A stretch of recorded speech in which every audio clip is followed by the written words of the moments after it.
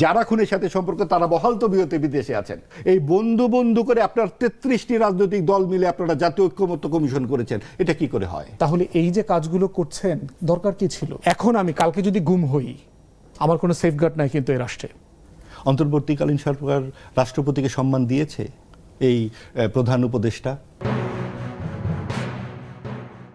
একটা বিষয় দেখেন যে আপনি বলছেন যে মানবাধিকার কমিশন অধ্যাদেশ, গুম কমিশন অধ্যাদেশ, এইটা আপনি আরো ভালোভাবে আরো সুন্দর করে করবেন। তো ভাই এখন তো আমার শ্যামলা সুন্দরটা তো আছে, এই শ্যামলা সুন্দরটা পাশ করেন না। শ্যামলা সুন্দরটা পাশ আপনি করে এটাকে ফর্সা সুন্দর বলেন, শ্যামলা আরো বেশি সুন্দর না। আচ্ছা মানে বলতেছি আর কি, ধরেন আমি তো ফর্সা না, আমরা তো মানে শ্যামলা। হ্যাঁ, তো অধিকতর মানে আপনি গৌরবর্ণ ব্লন্ড হেয়ার পর্যন্ত যেতে যেতে 2-3 মাস সময় নেন, বাজেটটা চলে যাক, বাজেট অধিবেশনের পরে একটা স্পেশাল সেশন করে এটা পরে আলোচনা একটা প্রস্তাব করেন না।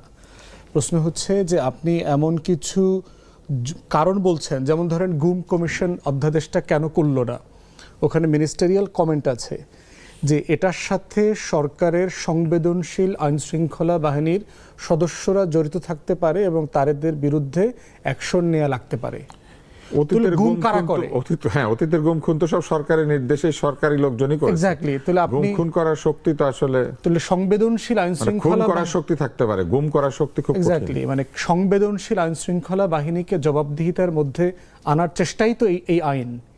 তাহলে ওইটা কি আপনি একটা এক্সকিউজ দেখাচ্ছেন যে এটা আপাতত প্রেজেন্ট করা যাচ্ছে না এই কারণে আর কি? আপনি দেখেন আজকে ব্যাংক রেজলিউশন আইন যেখানে বসে আছে, মালিকদের হয়তো খারাপ লাগতে পারে আর কি, ব্যাংক রেজলিউশন আইনটা যে ফরম্যাটে করা হয়েছে সেটা হচ্ছে বাতিল করা হয়েছে, মানে সংশোধন করা হয়েছে 18 ক যোগ করে। 18 কটা কি? 18 কটা হচ্ছে আগের ইন্টারিম অ্যাডমিনিস্ট্রেশন যেটা করে গেছে, ঋণ খেলাপি যারা আছে, ব্যাংক ডাকাতির সাথে যারা জড়িত, তারা সব টাকা শোধ করে দিলেও ব্যাংকিং ইন্ডাস্ট্রিতে মালিকানা তাদেরকে আর দেয়া হবে না।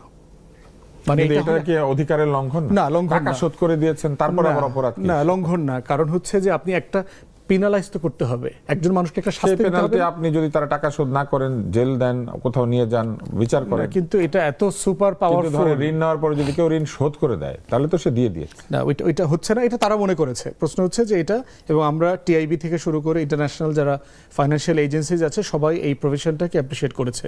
সারা দুনিয়ার প্র্যাকটিস এটা। ফাইন্যান্সিয়াল ফ্রড যখন একবার করা হয়, প্রমাণিত হয়ে যাবে, তখন ওই ইন্ডাস্ট্রিতে আপনাকে আর স্টেক দেওয়া হবে না। ফাইন্যান্সিয়াল ফ্রড আর ঋণ খেলাপিতে এক না। একই তো জিনিস। এটা তো একটা ঋণ ফাইন্যান্সিয়াল খেলাপি ফ্রড। তো অনেক কারণে মানুষ হতে পারে। ধরেন সেটা কোর্ট ডিসাইড করবে, কাজ করে নাই, প্রাকৃতিক দুর্ঘটনা ঘটেছে, এই যে গাজী টায়ার আগুন ধরিয়ে দিয়েছে, এখন গাজী টায়ার তার ঋণ সেটা তো করে কোর্ট শোধ ডিসাইড করবে। করবে কি কি কারণে হচ্ছে না হচ্ছে। বাট মোটা দাগে হচ্ছে আপনাকে এই ইন্ডাস্ট্রিতে ফেরত আসতে দেওয়া হবে না। একটা অ্যাকাউন্টেবিলিটি প্রসেস তো থাকতে হবে। আপনি একটা অন্যায় করেছেন, কোনো না কোনো ফর্মেতে অ্যাকাউন্টেবিলিটি প্রসেস থাকতে হবে। আর সোনার বাংলায় ঋণ খেলাপিদের আমল আখলাক, এটার খতিয়ান সম্পর্কে তো আমরা আসলে জানি।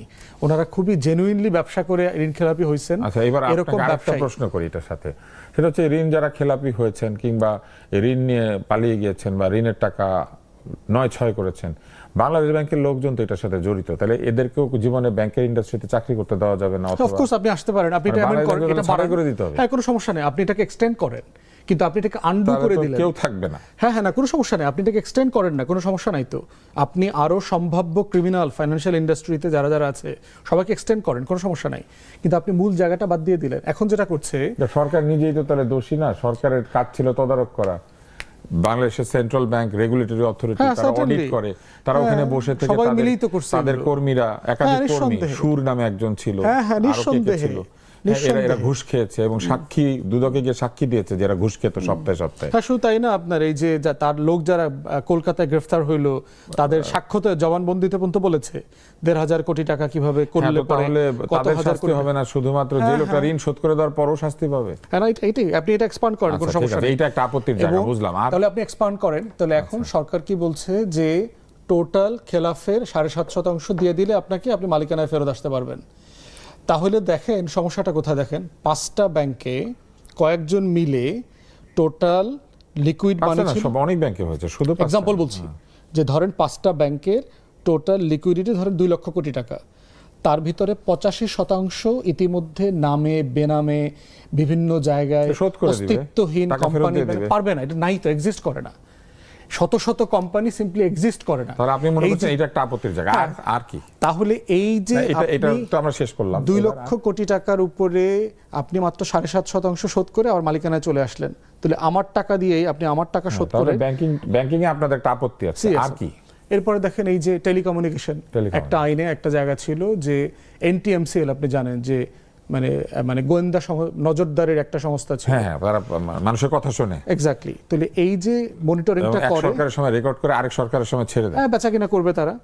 তো এখন ওখানে সরকারের একটা প্রভিশন যোগ করা হয়েছিল টেলিকমিউনিকেশন আইনে, যে এইটা কোন কোন জায়গায় করতে পারবে, এটা সেফগার্ড কি। আগে ছিল এটা কোনো সেফগার্ডের জায়গা ছিল না। ন্যাশনাল সিকিউরিটি, তো ন্যাশনাল সিকিউরিটি কি, জাতীয় নিরাপত্তা হুমকি, স্বাধীনতা সার্বভৌমত্ব হুমকি, তো এটা কি?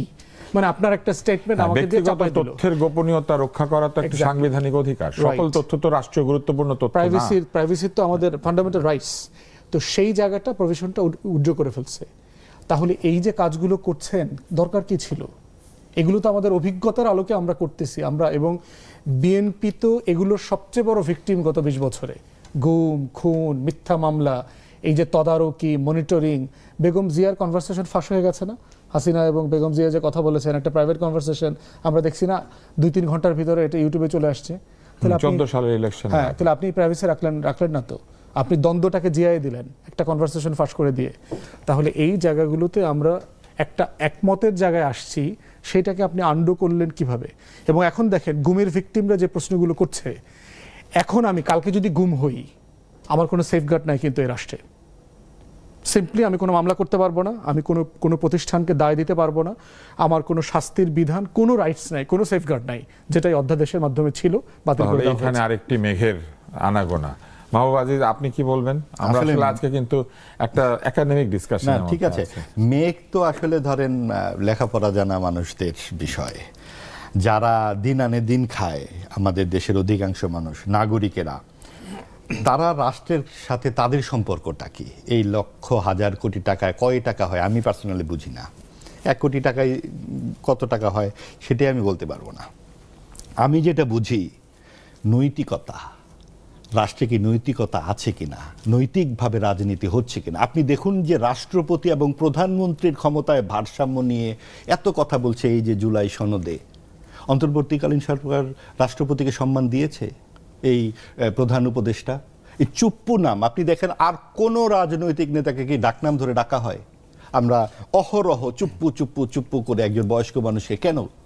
আমরা আর কাউকে তো ডাকছি না, তাকে কেন? তার মানে যত রকমের সম্ভব একটা মানুষকে আমরা অপমান করব। এই যে অপমানের আমাদের চিটাগাঙে একটা রীতি প্রচলিত আছে, তারা একটু লোকজনকে একটু ছোট করে বলতে গেলে নামের শেষে একটা জফলা দিয়ে আকার দিয়ে দেয়। ধরেন মানে ইউনুস সাহেবকে ডাকলে ইউনুচ্চা ডাকতো, কিন্তু ওনাকে কেউ এটা ডাকে না, কিন্তু চুপ্পু ডাকবে, এবং চুপ্পুকে ডাকানো হয়েছে। আপনি দেখুন যে বারবার যখন আপনি ভারসাম্য তৈরির চেষ্টার কথা বলছেন, কিন্তু একজনকে চুপ্পু বলে তাকে আপনি কোনো রকম রাষ্ট্রাচারের নীতি নিয়ে আপনি মানবেন না, আপনি নিজের জন্য সমস্ত ট্যাক্স ফ্রি করবেন, আপনি বিশ্ববিদ্যালয় প্রতিষ্ঠা করবেন ইত্যাদি, যেগুলো তার প্রয়োজন ছিল না। তিনি তো এমনিতে একজন শ্রদ্ধেয় ব্যক্তি, 82-84 বছর বয়স ছিল, অনেক জব ক্রিয়েটেড হবে, চাকরির জন্য মানুষ বাংলাদেশে চলে আসবে। এই জায়গাটাতে অতি সম্প্রতি ওনার ইউনিভার্সিটির বিজ্ঞাপন বের হয়েছে, আজকেই দেখলাম। উনি চাকরি তৈরি করছেন। বিনিয়োগের কথা আমরা কত শুনেছি না? বিনিয়োগ বন্ধ হয়ে গিয়েছিল। আপনার আমাদের কি পরিস্থিতি অর্থনৈতিক ব্যাপারে? তারা কিন্তু বলেছিলেন যে ইতিহাসে বিরাট বিনিয়োগ আনা হয়েছে। উনি তো বিদেশি স্বপ্ন বিনিয়োগ দেখার অনেক কারিগর, বেশি, স্বপ্ন দেখানোর কারিগর, কথার যে ফুলঝুরি, তিনি এবং তার উপদেষ্টারা যা দেখলাম আমরা, তাতে আমরা কি বুঝলাম? আমাদের 48 লক্ষ মামলার জট এখন, এবং এই 48 লক্ষ মামলা এই 2 মাসে বিএনপি দেয় নাই। কিন্তু এই 18 মাসে যে মামলাগুলো হয়েছে, আওয়ামী লীগ কতগুলো মামলা হয়েছে, এখন 48 লক্ষ মামলা জট আছে। এটা তো অনেক দিনের। হ্যাঁ, এটা অনেক দিনের, এবং এই আওয়ামী লীগ করেছে।